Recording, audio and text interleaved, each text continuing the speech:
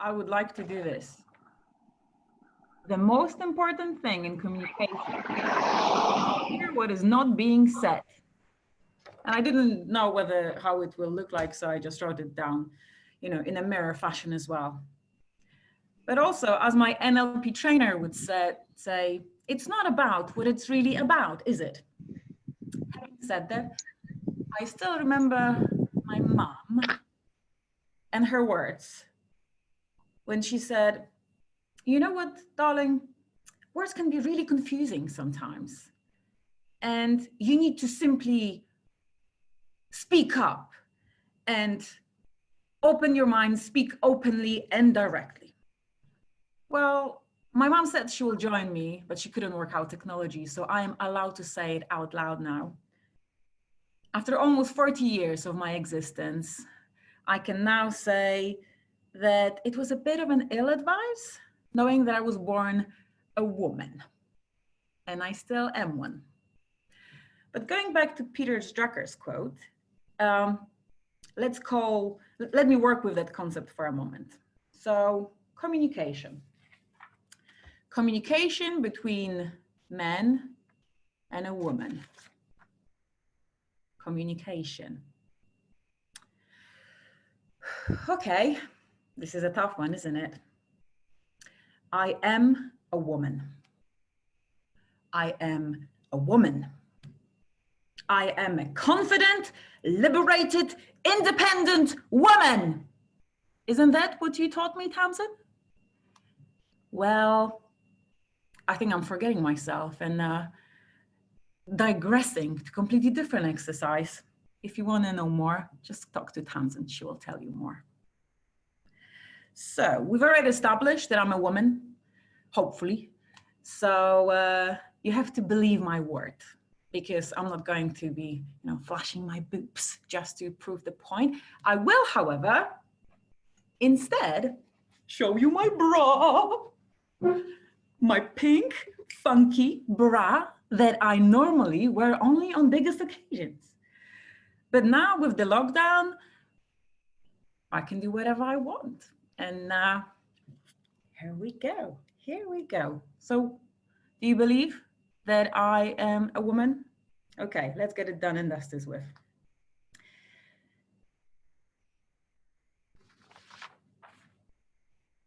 I am overthinking things now and oversharing, right? Well, sorry, it's been 8 weeks of that lockdown, and it's not a fully structured conference, is it? So I can say whatever I want. But if I somehow manage to offend anyone, please forgive me. I seem to be losing my social skills a bit. Or I might have drunk a bit too much of vodka, but no, don't worry. It is only water. And as I'm trying with this poor attempt of my sit-down stand-up comedy to put a smile on your face, what I wanted to tell you is that we women, we do tend to overthink things.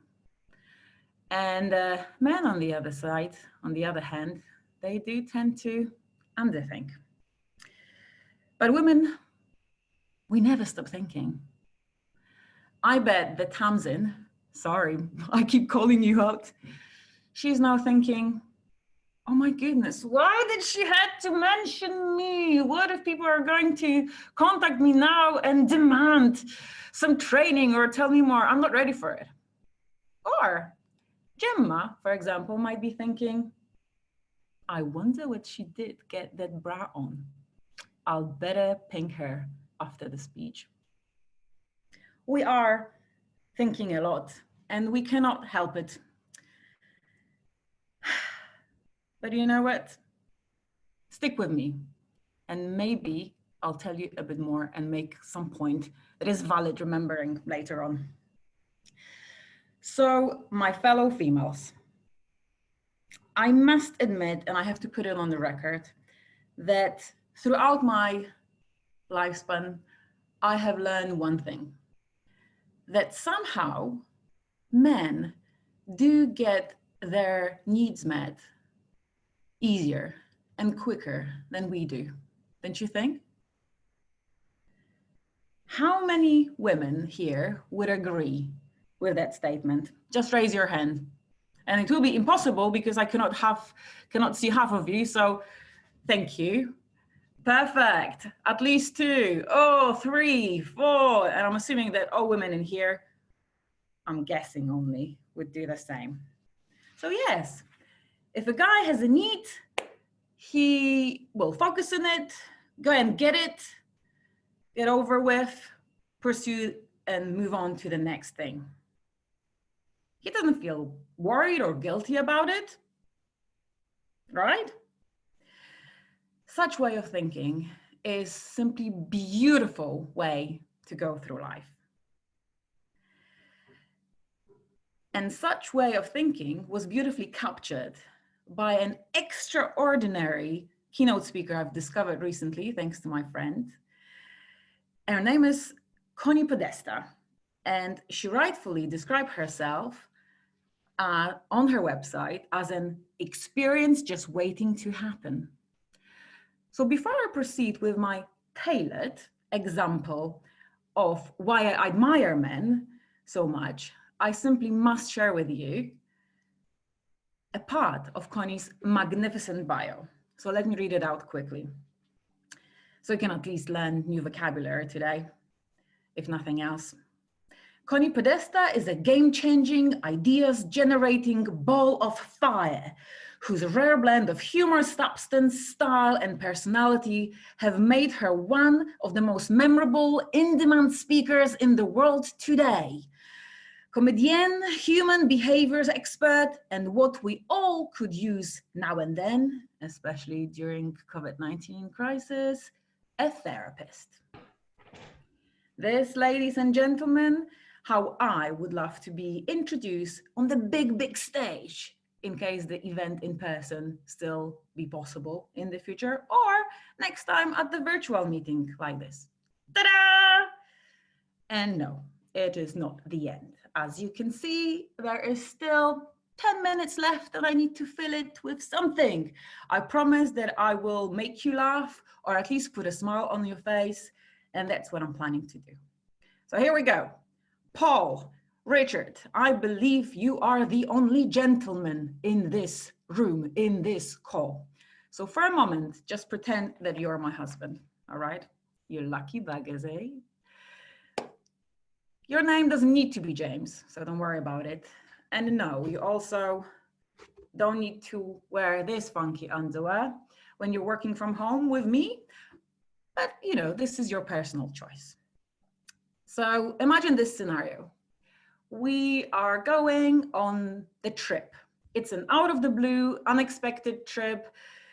A friend of mine has agreed to take care of the kids whilst we are away. You love Cornwall, so this is where we're going. This is what I proposed. This is a stunning, stunning beginning of the weekend. The weather is gorgeous, and most importantly, you're allowed to drive wherever you want and meet with anyone you need and go farther than your eyes can take you. Now, imagine this scenario. You went to bed at 2 a.m. in the morning because you've been watching the Star Wars, Star Trek, Stardust, whatever takes your fancy. And in the morning, it was, of course, my turn to get up to the kids and give them breakfast. And we agreed that at 8 a.m., it will be time to go. So we are going, darling. So you are hungry because you didn't eat your breakfast. Okay. So you're in the car, you're driving, you're thinking, I'm hungry. What do you do? Men in the room? What would you do? This is the moment that I should wait for the audience participation? Nah? Okay, I'll tell you then what. I'm guessing, and only guessing, that you would simply stop for food, right? Well, would you ask for permission? I don't think so. What a great way to live your life. You just go and get what you want. Now let's turn this around a bit. Let's spice things up. But first of all, let me ask this. How many women on our today's Zoom call consider themselves independent?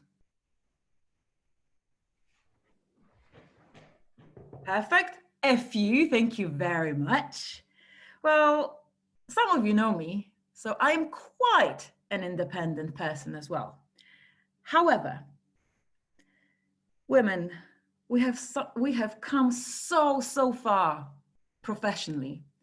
We are CEOs of big companies. We own and manage our own companies. We are prime ministers of the countries.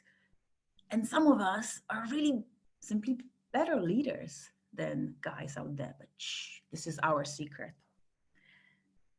But do you know that an average woman is no better at getting her personal needs met than we were 100 years ago? Can you imagine that? So let's flick things around and I'll tell you how I behaved in a similar scenario. And I wonder how many ladies can sympathize or relate. So you remember the scenario? We're going for an out of the blue trip to Cornwall. Husband's driving, but this time, well, it was me watching After Life Series 2 till the early hours of the morning. And yes, I was crying and then couldn't sleep because of that. So somehow magically, it was your turn my husband to get ready. So this time I'm starving. So we're driving, we're in a car, and I'm saying, I look at you and I'm saying, darling, are you hungry? And you as my husband, you're not feeling hungry at all because you did manage to have the breakfast. So you look back saying, nah, I'm good. Let's break the back of this journey. And I am now livid.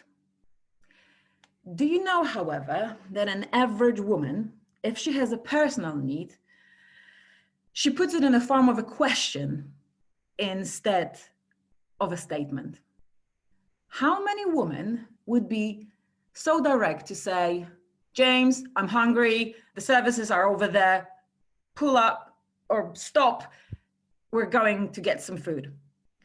Well, let me put it this way, and well done, Tamsin, but it took me quite a few failed attempts in order to achieve that.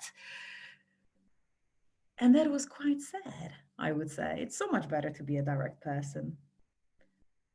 But my female fellow attendees, every time you put a personal need in the form of a question, rather than making an assertive statement, you're simply underestimating the male brain. And I've experienced it in action, and it is gorgeous. It's beautiful.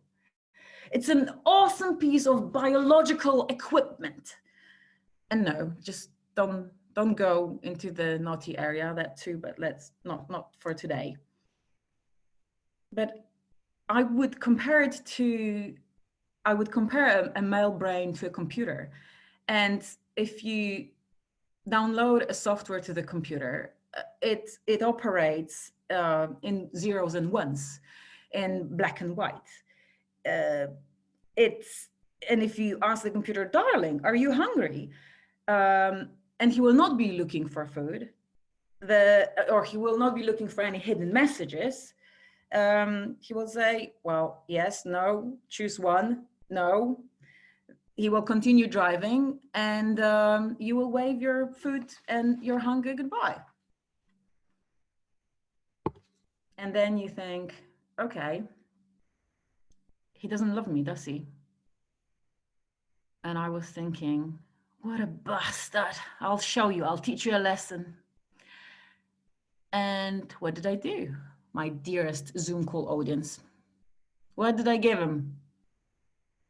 A silent treatment. Are there Any men on that call that ever received the silent treatment from their partners?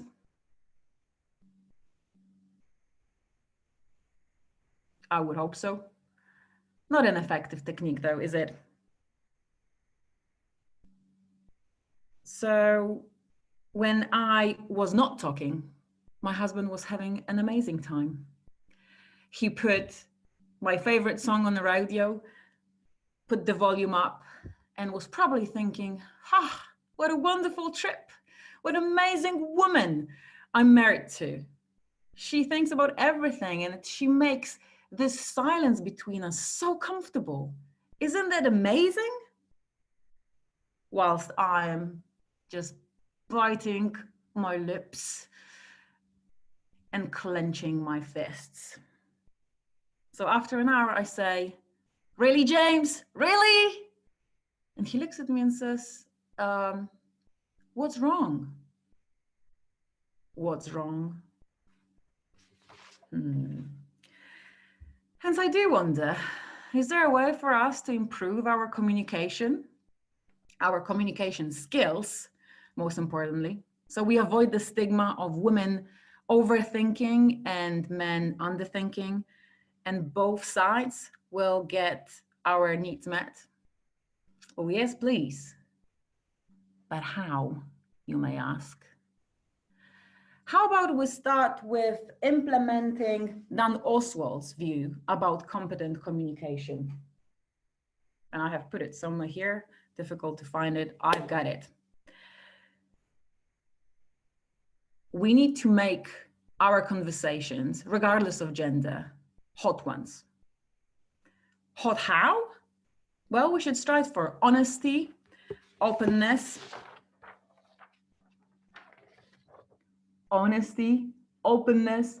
and two-way communication. And then we should be on our way, if not to a restaurant, then at least to a happier and more fulfilled relationship. Well, thank you for your attention. It was Ula Howlett, also known as Ula Super Connected, and I hope I managed to brighten up your day just a little. Again, it was my first attempt in a sit-down stand-up, and I understand that it might not have gone according to plan, but, you know, choose kindness, choose to provide positive feedback, because I cannot handle a negative one today.